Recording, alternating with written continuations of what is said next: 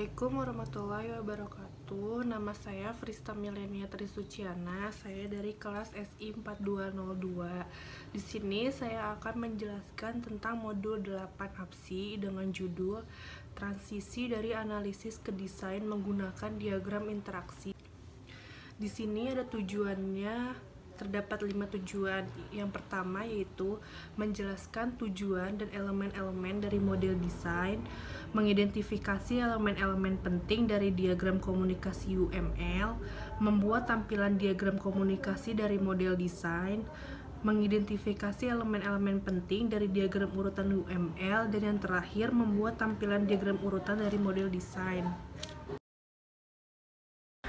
Di sini ada stakeholder mental model, lalu requirement model yang terbagi menjadi dua, NFRS dan FRS.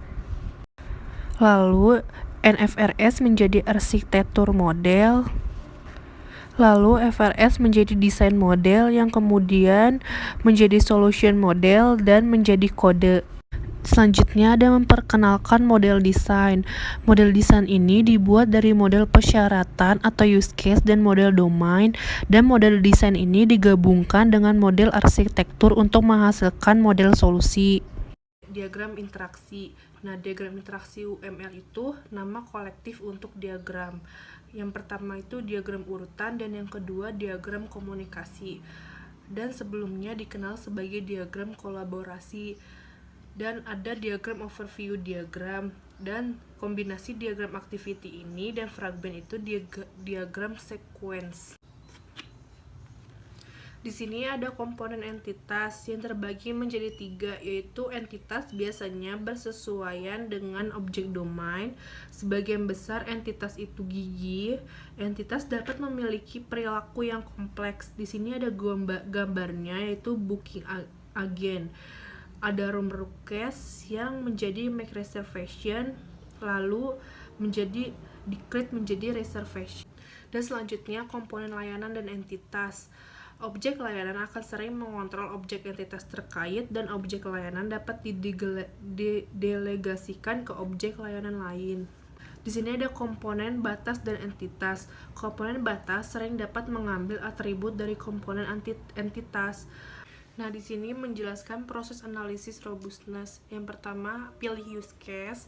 Yang kedua, buat diagram komunikasi atau diagram urutannya yang terdiri dari identifikasi komponen desain yang mendukung kegiatan use case. Yang kedua, gambarkan hubungan antara komponen-komponen ini. Yang ketiga, beri label pada asosiasi dengan pesan. Selanjutnya, ubah diagram komunikasi menjadi diagram urutan, atau sebaliknya untuk tampilan alternatif atau opsional. Nah, di sini mengidentifikasi elemen-elemen diagram komunikasi yang terdiri dari elemen sequence number, message name, parameter, message direction, return object, dan reservation number. Selanjutnya, variasi dari diagram komunikasi sebelumnya, yaitu reservation UI yang diubah menjadi reservation dan reservation service. Lalu, sebuah pesan itu dapat menunjukkan nama pesan dan panah arah. Kemudian, panah padat adalah pesan sinkron dan panah terbuka adalah pesan asinkron. Di sini nomor urut yang menggambarkan urutan pesan, daftar parameter yang diteruskan ke objek penerima, kondisi penjaga yang menunjukkan pesan bersyarat, dan pengembalian parameter. Nah, membuat diagram komunikasi ini, pilih use case yang sesuai. Yang pertama itu tempatkan aktor dalam diagram komunikasinya, analisis formulir use case atau diagram kegiatan untuk use case. Untuk setiap tindakan dalam use case itu, identifikasi dan tambahkan komponen batas, komponen layanan, komponen identitas atau komponen entitas. Di sini step pertama yaitu tempatkan aktor dalam diagram. Lalu step 2A, identifikasi komponen batas. Agen pemesanan ini membuat permintaan kamar yang melewati tanggal kedatangan atau iklan, tanggal keberangkatan atau DD, dan jenis kamar yang diminta atau RTR.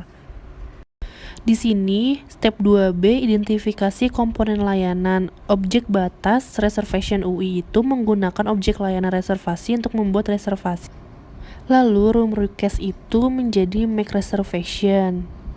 Dan step 2C, identifikasi komponen entitas. Metode make reservation di objek layanan reservasi ini membuat objek entitas reservasi. Yang pertama itu booking agent itu menuju make reservasi dan menjadi reservation kemudian sebelumnya di create. Lalu step 2D ini identifikasi interaksi tambahan.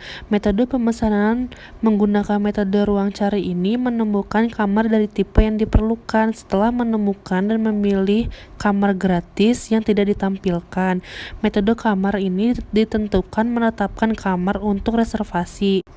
Nah, berikut ini harga yang dihitung atau tidak diperlihatkan yang ditetapkan untuk reservasi. Step 2D yaitu mengidentifikasi metode tambahan. Metode pemesanan dari objek layanan reservasi ini mengembalikan objek reservasi tidak ditampilkan ke reservasi UI.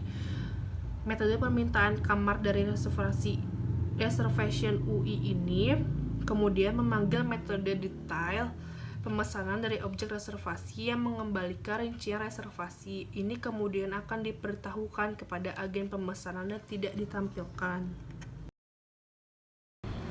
Di sini step 2D mengidentifikasi metode tambahan. Yang pertama, room request itu menuju make reservation dan find room. Kemudian menuju reservation. Contoh diagram komunikasi ini, dua diagram komunikasi ini berikut memperlihatkan pandangan yang lebih rinci tentang create reservation.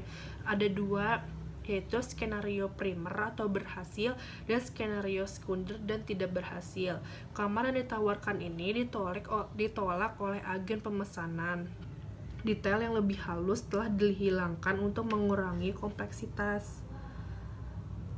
Di sini ada contoh diagram komunikasi 1 dan diagram komunikasi 2.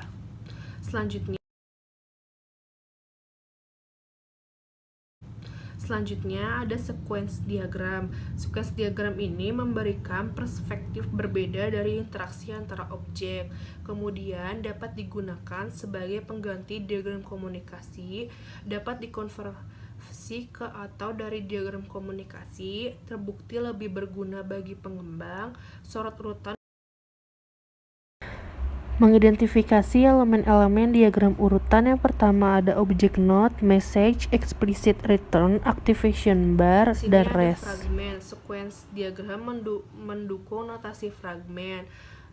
Penggunaan fragmen ini meliputi menampilkan loop urutan, menampilkan jalur alternatif, mengizinkan dua atau lebih skenario ditampilkan pada satu diagram, menampilkan referensi ke fragmen diagram urutan lain yang terperinci, dan memungkinkan Anda memecah diagram besar menjadi beberapa diagram itu yang lebih kecil. Di sini ada contoh fragmen. Contoh sequence diagram. Tiga diagram sequence berikut ini menunjukkan pandangan yang lebih rinci dari membuat reservasi. Yang pertama itu ada skenario primer atau berhasil dan skenario sekunder atau tidak berhasil dalam satu diagram menggunakan alt fragment. Yang kedua itu skenario sekunder atau tidak berhasil, di mana kamar yang ditawarkan ditolak oleh agen pemesanan. Diagram urutan fragmen yang menunjukkan detail lebih halus untuk fragmen get reservation detail dan termasuk fragmen loop.